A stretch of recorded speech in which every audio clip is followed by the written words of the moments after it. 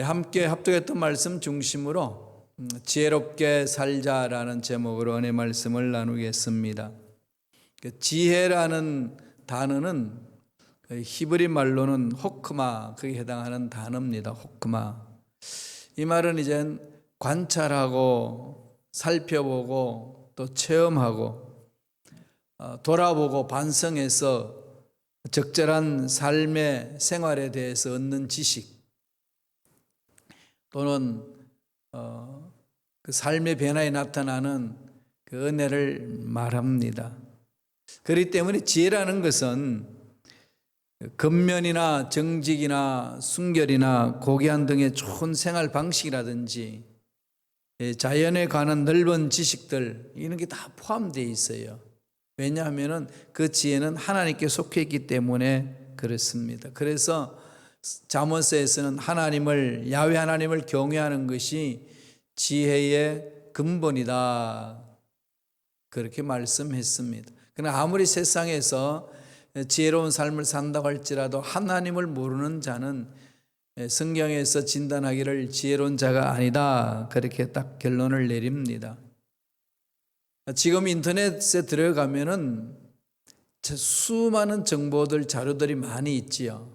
각자의 어떤 생각들, 그다음에 지식들, 가치관들, 삶의 방법들, 기술들 다 이렇게 가르쳐 주는 곳이 인터넷입니다. 그냥 지식이 홍수같이 이렇게 넘쳐나요. 배울 게 너무 많이 있어요. 거기 보면 특별히 유튜브에 들어가게 되면은 집 만드는 거, 그죠? 농사 짓는 거, 옷 만드는 거, 공부하는 거, 운동하는 거, 음식 만드는 거, 자녀 기르는 거, 그냥 체계적으로 잘 돼 있습니다. 그런데 그런 중에 잘못된 지식들이 어마어마하게 많이 쌓여 있습니다. 지금은 뭐가 필요할까요? 이것저것 다 뒤져보는 게 중요하겠지만 더 중요한 건 뭘까요? 분별하는 거지요. 분별에 힘이 있어야 됩니다. 지금 이 시대는 분별할 수 있는 능력, 그것을 지혜라고 그러잖아요. 그러니까 어떤 기준으로 분별하느냐는 거죠. 분별하라 그랬더니 사람들이 분별한대요. 다 보니까 자기 기준으로 분별을 해요. 자기 기준으로. 그러다가 보니까 자기 취향에 맞는 것만 들어요. 상대방 것은 듣지도 않습니다. 오히려 더 외골수가 되어가요. 오직 그만이 옳고 다른 건 틀렸다, 이렇게 보는 거죠. 나름대로 분별한답시고 하는 방법입니다. 그러니까 가만히 살펴봤더니 뭐가 문제냐? 기준이에요. 분별하는 기준이 문제죠. 그래서 성경은 늘 그 기준, 하나님이 우주 만물을 창조하시고 하나님이 운행하시는 하나님의 경영 방법, 하나님의 가치 기준, 이게 우리가 마음판에 새겨야 되거든요. 예수 믿는 사람들은 그 하나님의 기준이 내 마음속에 딱 자리 잡아야 돼요. 모든 것이 거기에 서서 상황을 바라봐야 되는 거죠. 그러지 아니하면은 내가 옳다고 생각했던 그것이 하나님 보시기에는 틀렸다 그러면은 전혀 옳은 삶이 아닙니다. 그래서 자기가 자기 자신을 속이는 일들이 너무나도 많이 있습니다. 인간관계도 마찬가지고 또 지식을 습득하는 것도 마찬가지고 또 여러 사람들과의 만나서 생활하는 것도 마찬가지입니다. 내가 나됨을 가꾸겠다는 그 결심도 동일합니다. 늘 하나님이 나를 통해서 하실 일이 무엇인지 이런 것을 자꾸 우리 집중해야 되는 거죠. 그러니까 하나님을 만나야 되는 거죠. 가장 기본입니다. 거기서부터 출발해야 돼요. 오늘 말씀을 보니까 에베소서 5장 15절에 뭐라고 그럽니까? 그런즉 너희가 어떻게 행할지를 자세히 주의하여 지혜 없는 자 같이 하지 말고 오직 지혜 있는 자 같이 하여 그랬습니다. 매사에 지혜로운 자의 삶을 살라는 거죠. 이 시대는 정말로 그래야 됩니다. 하도 악한 것들이 너무 많고 거짓이 많기 때문에 그렇습니다. 이런 지혜를 어떻게 구합니까? 야고보가 잘 설명을 해줬죠. 그래서 저는 이 말씀을 늘 마음판에 새기면서 제 삶을 가꿉니다. 야고보서 1장 5절 말씀 보세요. 뭐라고 그럽니까? 너희 중에 누구든지 지혜가 부족하거든 모든 사람에게 후히 주시고 꾸짖지 아니하시는 하나님께 구하라. 그리하면 주시리라.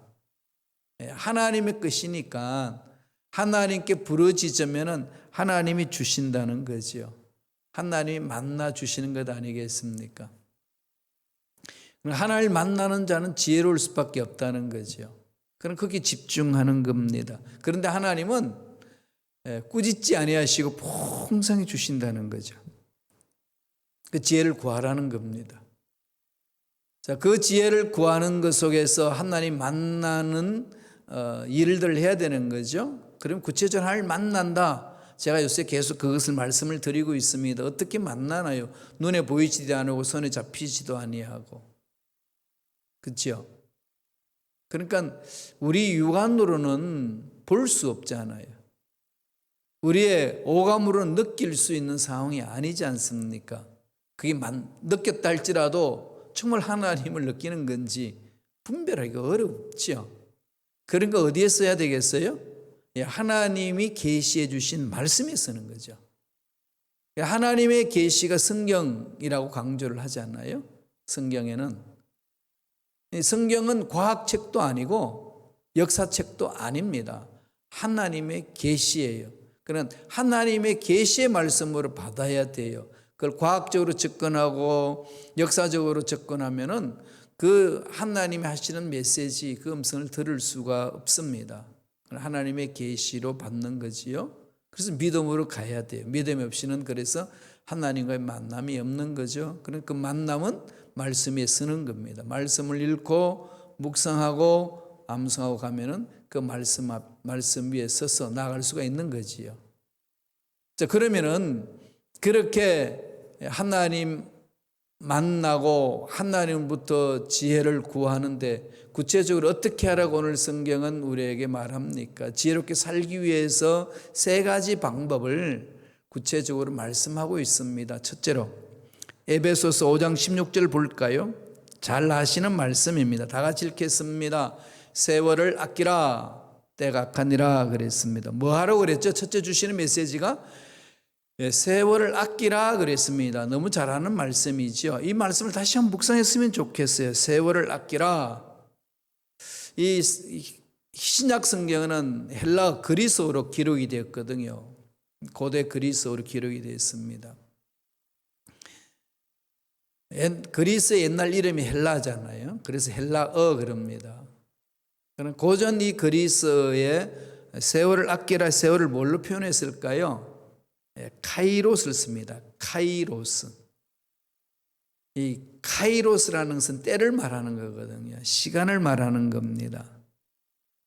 그러니까 세월을 아끼라 이 말은 하나님이 주신 기회를 놓치지 말라 이거죠. 하나님의 것이라는 겁니다. 창세기 1장 1절에 보면은 태초에 하나님이 천지를 창조하시니라. 태초에 시간을 말하는 거죠. 그 주체가 누구죠? 하나님. 하나님이 시간을 창조하셨다. 그리고 하늘과 땅을 창조하셨다. 공간을 창조하셨다. 그것을 한 단어로 시공간을 창조하신 거죠.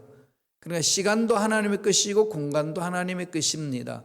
그래서 아무리 공간이 떨어져 있어도 우리가 믿음으로 선포하고 나갈 때에 여기에 없는데도 하나님의 능력이 나타나는 거죠. 그곳에서. 이 가버나움에서 왕의 신하의 아들이 치유되는 현상도 그거 아니겠어요?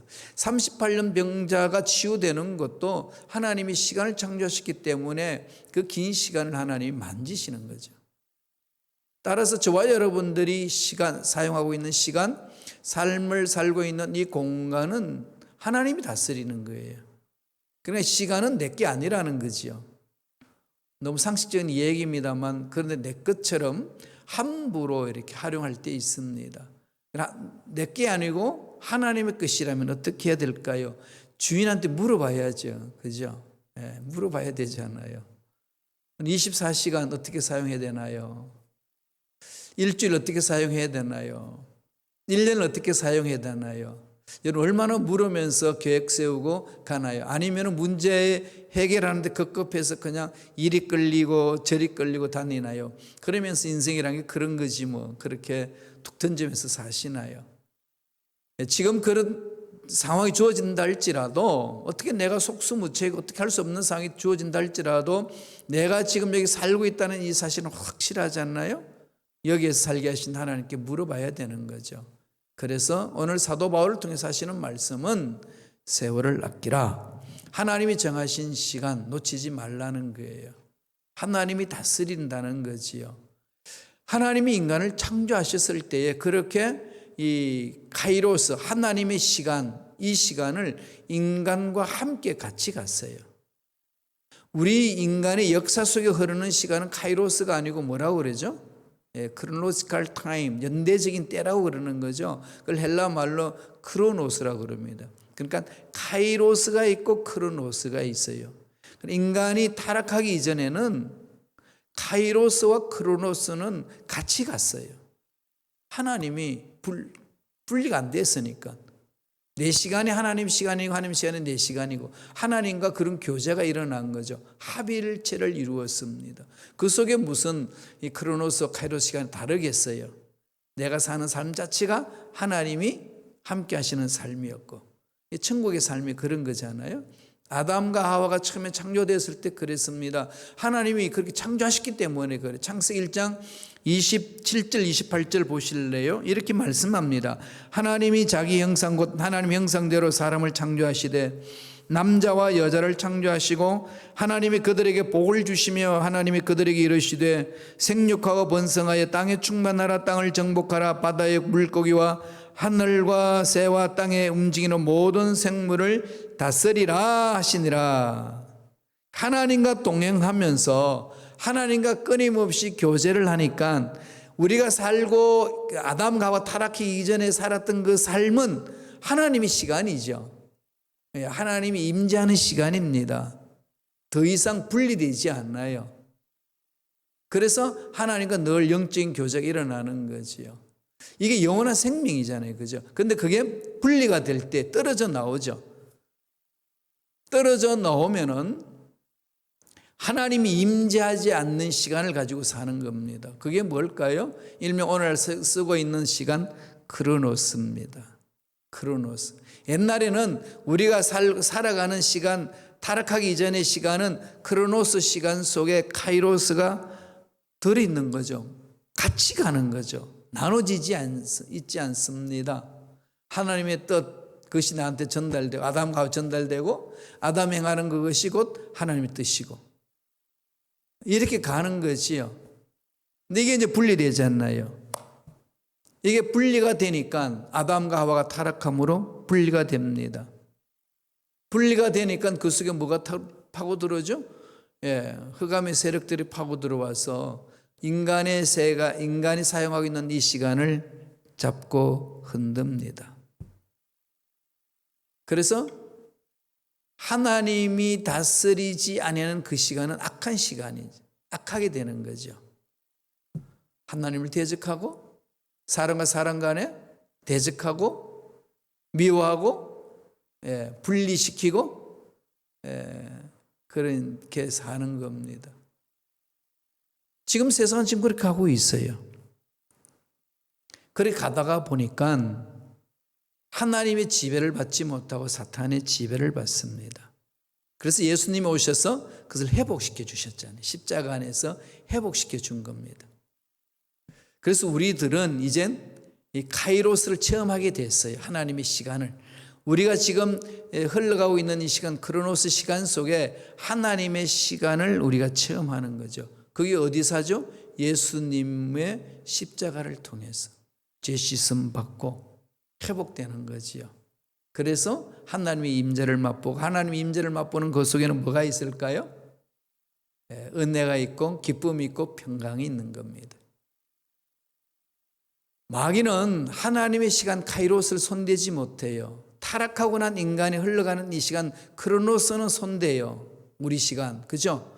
아무렇게나 쪼개버리고 아무렇게나 낭비해버리고 그냥 하나님 주신 에너지 다 낭비하고 주신 시간 다 낭비하게끔 미혹하고 넘어지게 하는 거지요. 하나님의 뜻대로 살아가지 못하도록 하나님이 시간의 카이로스에 맞추지 못하도록 하는 겁니다. 그럼 워낙 흘러가는 이 시간에 우리가 젖어 있다가 보니까 하나님의 시간을 잊어버리는 거예요.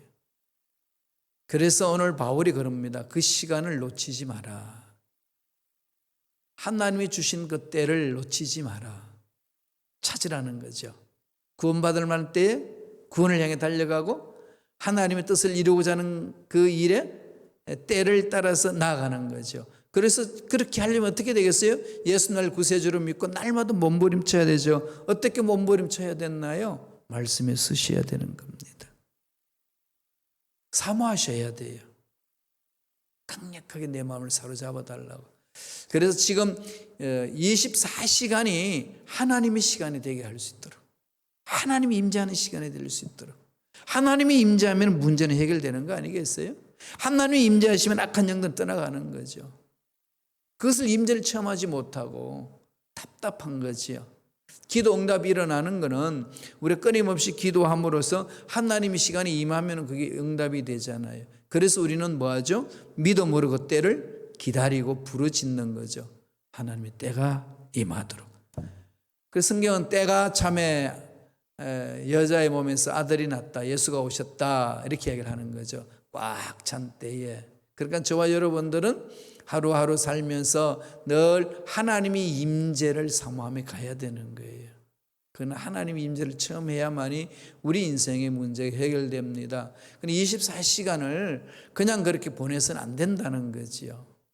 그래서 바울이 세월을 아껴라 그랬습니다. 하나님의 시간을 붙들어라. 하나님이 너를 통해 사실 일이 뭔지를 깨닫고 그 일에 집중하라. 이게 어른들이 해야 자녀들도 배웁니다. 어른들은 아무렇게나 시간을 허송세월하면서 애들한테는 그 시간을 아껴서 쓰라는 말 자체가 앞뒤가 하나도 안 맞는 거죠. 그리스도인들이 세상을 향하여서 보여줄 수 있는 게 그거 아니겠어요? 하나님이 주신 시간. 문제 때문에 놓치지 아니하고, 연약하기 때문에 놓치지 아니하고, 어려운 상황이 있다고 포기해버리지 아니하는 그 믿음의 삶, 하나님의 때를 기다리면서 나아가는 삶, 이게 중요합니다. 그런데 흑암의 세력들은 어떻게 하든지 그 하나님의 시간을 접하지 못하도록, 하나님과의 만남의 사건을 갖지 못하도록 방해하는 거죠. 그래서 우리를 지배하는 겁니다. 속지 마세요. 그래서 이 세월을 정말로 여러분 하나님의 때를 기다리면서 임재를 체험하면서 사모하셔야 됩니다. 두 번째는 17절입니다. 에베소서 5장 17절 다 같이 읽어볼까요? 그러므로 어리석은 자가 되지 말고 오직 주의 뜻이 무엇인가 이해하라 그랬. 세월을 아껴라. 하나님 주신 시간을 아껴라. 그 시간을 기회를 주신 것을 놓치지 마라. 하나님의 임재를 체험하라. 그러면서 뭐라고 권면합니까? 하나님의 주의 뜻이 무엇인지 이해하라. 두 번째 주시는 메시지는 그 뜻의 문제죠. 이게 신앙생활의 가장 기본적인 겁니다. 우리 믿음으로 출발하잖아요. 신앙생활은 믿음이죠. 그죠? 믿음 없이는 하나님 기쁘시게 못하잖아요. 믿음으로 출발하는데 그 믿음 속에서 우리가 하나님과의 만남의 사건을 갖고 하나님의 역사를 또 기적을 체험하기 위해서는 가장 중요한 것은 하나님 때가 있는 거지요. 임재의 때가 있어야 돼요. 하나님이 역사하신 때를 이루어야 되거든요. 왜? 분리되어 있으니까. 그게 우리 믿음 속에 임재하도록 기도하는 거죠. 그리고 하나님의 뜻과 상관없이 삶을 살면은 아무리 때가 있어도 뜻과 벗어나 있기 때문에 그 하나님의 임재를 체험하지 못합니다. 하나님 기적을 맛보지 못하는 거죠. 그러려면 어떻게 해야 될까요? 뜻 안에서 움직여야 되죠. 뜻 안에서. 너희가 내 안에 있고, 그렇죠? 너희가 내 안에 있고 내 말이 너희 안에 있으면 내 이름으로 무엇이든지 원하는 대로 구하라. 아주 신비적인 말씀을 해 주셨잖아요. 하나님 뜻의 문제죠. 영혼이 잘됨 같이 범사가 잘되고 강건하기를 간구하노라. 먼저 그 나라와 그 의를 구하라. 뜻의 문제죠. 하늘에서 이루어진 것처럼 땅에서도 이루어지기를 원합니다. 주님은 이 땅에 오셔서 늘 그것을 강조해 주셨고 우리에게 말씀을 주셨는데 이걸 자꾸 놓쳐버리는 거죠. 바울이 다시금 에베소 교인들에게 말할 뿐만 아니라 오늘 저와 여러분들에게도 말씀합니다. 뭐라는 거죠? 뜻을 이해하라. 하나님의 뜻에 마음을 집중하라는 거죠. 중요한 부분입니다. 하나님의 뜻에 집중할 때만이 내 삶을 흐트리지 아니하고 내 삶을 다스릴 수 있습니다. 다스리라 그랬잖아요. 그죠? 다스리라. 창세기에서 봤듯이 다스리는 거거든요. 하나님으로부터 그 다스림을 위임받은 청지기잖아요. 그죠? 그런 청지기들은 그 다스리게 할 수 있도록 권위를 주고 권세를 주신 그분의 뜻에 집중해 나가야 되는 거죠. 종은 주인이 어떤 마음을 품고 어떤 계획을 세웠고 어떤 뜻을 가지고 사는지 집중하는 것이 참 충성된 종이지 않습니까? 주인은 주인이고 나는 나야. 그거는 이게 주인을 섬기는 종의 자세가 아니지 않습니까? 오늘 회사도 그렇잖아요. 사장은 뭐 사장이고 나는 나지. 내 할 일 하면 되는 거지. 사장과 아무 상관, 회사와 아무 상관없이 내 일을 하면은 그건 이제 해고의 대상이 되는 거잖아요. 그러니까 늘 하나님은 그 공동체를 통해서 말씀을 하시고 하나님의 뜻을 드러내는 거죠. 그래서 저와 여러분들은 어리석은 자가 되지 말라는 것은 이 두 가지 차원이잖아요. 때를 놓치는 자, 뜻을 분별하지 못하는 자. 그런 지혜로운 자라는 것은 세월을 하나님 때를 찾아서 나갈 뿐만 아니라 뜻을 찾는 거지요. 그 뜻이 무엇이라고 이야기했나요? 아주 그냥 구체적으로 우리에게 말씀한 뜻들이 성경에 너무나도 많이 있습니다. 우리 먼저 대표적인 걸 한번 보고 가죠. 데살로니가 전서 5장 16절에서 18절 말씀, 짤막한 말씀이죠. 세 구절인데 다 같이 읽겠습니다. 항상 기뻐하라, 쉬지 말고 기도하라, 범사에 감사하라. 이것이 그리스도 예수 안에서 너희를 향하신 하나님의 뜻이니라. 딱 못을 박아놨어요. 하나님의 뜻. 이 세 가지를 딱 못 박아놨죠. 기뻐하는 거, 쉬지 말고 기도하는 거, 범사에 감사하는 거. 그러니까 기쁨과 감사와 기도를 이 기쁨, 기도, 감사 세 단어를 이렇게 하나님 뜻이라고 딱 못 박았는데 그 앞에 놓는 수식어가 있습니다. 항상 기뻐라. 이게 인간의 이해로는, 인간의 구조로는, 논리로는 도저히 이해가 안 되는 거잖아요. 어떻게 항상 기뻐하나요? 말이 안 되는 거죠. 쉬지 말고 기도하라. 어떻게 기도를 쉬지 말고 기도할 수 있는? 범사에 감사를, 모든 삶의 감사가 외쳐지나요? 이미 흑암의 세력들이 뒤흔들어 놔놓고, 그래서 흑암의 세력들이 세상을 막 이렇게 파괴시키고, 그게 종로로 타는 예수 믿지 않는 인간들이 똑같이 세상을 파괴시키고 있는 이 세상 살면서 그냥 입에서 감사가 나오고 기쁨이 외쳐지나요? 어렵지요. 예. 그런데 하나님이 바울을 통해서 말씀합니다. 하나님의 뜻은 이 세 단어 잊지 말라는 거죠. 기쁨, 기도, 감사. 한 뜻이라는 겁니다. 거부할 수 있나요? 못하죠. 이건 늘 만판에 새겨야 돼요. 그럼 어떻게 해서 우리는 이 세 단어를 가슴에 새기면서 실천할 수 있을까요? 늘 제가 같은 말씀을 드립니다만 하나님의 말씀에 서 있고 우리의 모든 존재의 기반이 되는 하나님께 집중해야 돼요. 나의 기쁨의 근원은 하나님. 나의 기쁨은 돈이 아니고 명예도 아니고 쾌락도 아니고 나의 기쁨은 하나님. 그 기도는 하나님께 매달리는 거, 응답해 주신다는 확신. 그 다음 또 뭐가 있죠? 예, 감사. 감사의 근거도 내가 뭘 얻어서 감사가 아니라 지금 없어도 하나님의 능력 안에서 주실 것을 믿고 감사하는 거 있고 또 하나님 한 분만도 나는 감사할 수 있다는 것 자체에서 감사하는 거죠. 이 세 단을 깊이 마음판에 새기세요. 나름대로의 자기 것으로 만드셔야 돼요. 그냥 성경에 그런 말씀 하셨대. 뜻이래. 그렇게 살자. 이렇게 막연하게 던져서는 안 됩니다. 내가 왜 기뻐해야 되는지, 기쁨의 근거가 뭔지, 내가 왜 기도해야 되는지, 기도하면 하나님 응답해 주시는 건지 확신이 없이는 못 매달리잖아요. 왜 기도 안 하죠? 기도해도 응답이 안 되는 걸 하면 뭐해? 이게 그냥 패배의식이 있잖아요. 기도에 대해서. 그럼 기도를 안 매달립니다. 내 문제 하나님이 확실히 해결해 주신다라고 하는 확신이 있으면 기도하지 않는 사람이 있나요? 다 매달릴 거예요. 그죠? 은행에 가서 돈 딱 찾는데 그냥 결제만 딱 돈이 나오잖아요. 그렇게 딱 떨어진다면 안 갈 사람이 있나요? 은행에? 돈이 있는데. 하나님이 그렇게 해결해 주시는 분들이 있는데 안 매달릴 사람이 있나요? 다 매달리겠죠. 근데 왜 못 매달릴까요? 그 확신이 없으니까. 이게 지금 신앙이 이렇게 흔들리고 있다는 거죠. 감사의 근거는 뭔가? 늘 그렇게 가라는 얘기입니다. 예수님도 세상에서 제자들 훈련시킬 때 그 말씀을 하셨어요. 요한복음 16장 24절에 보면은 지금까지는 너희가 내 이름으로 아무것도 구하지 않았으나 구하라 그리하면 받으리니 너희 기쁨이 충만하리라. 관심이 거기에 있는 거죠.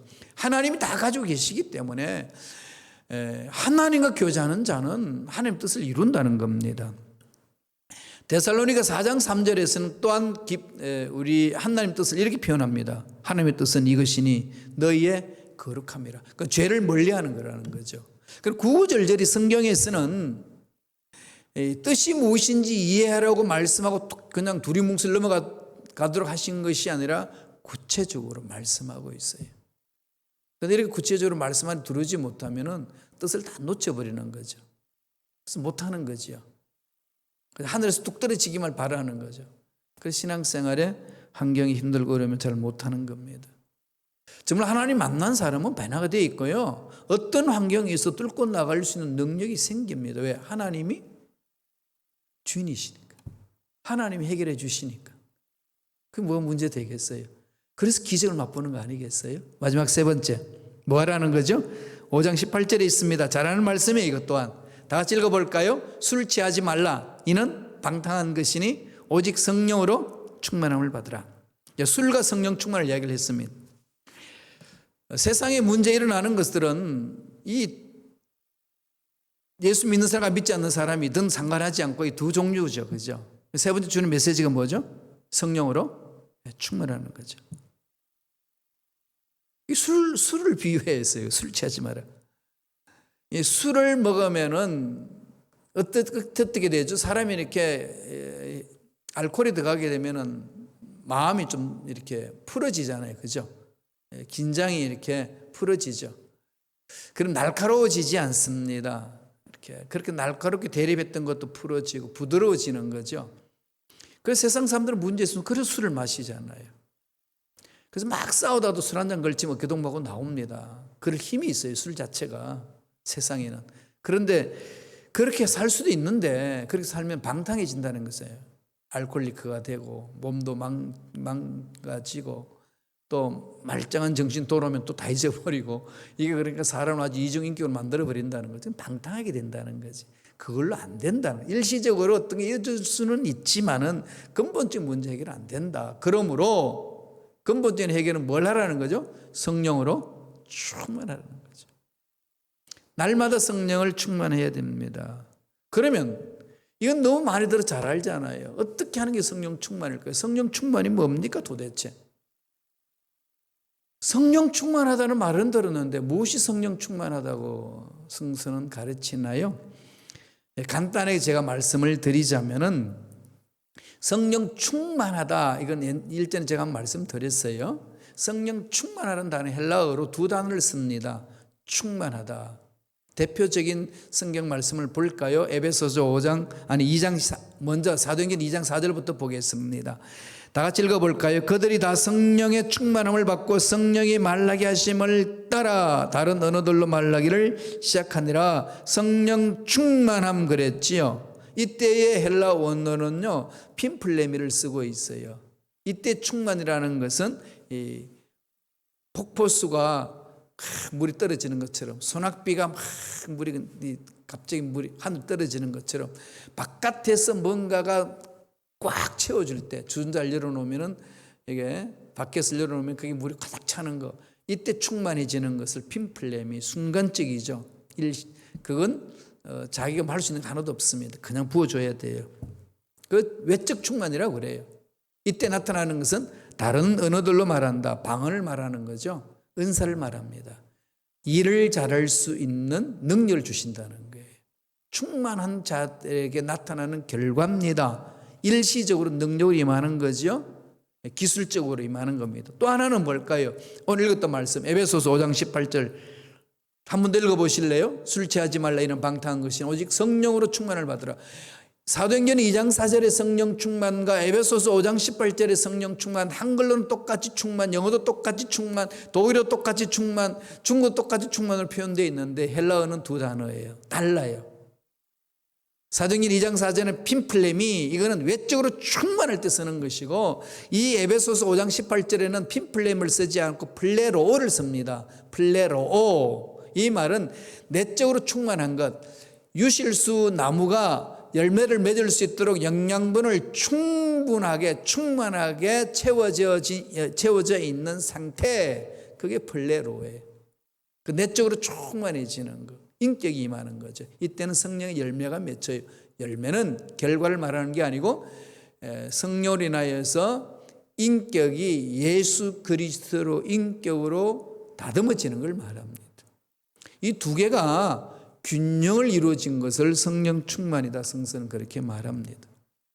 자, 이런 논리를 가지고 신앙생활 하는 저와 여러분 자신들 주위에 있는 사람 살펴보세요. 반쪽이 많죠.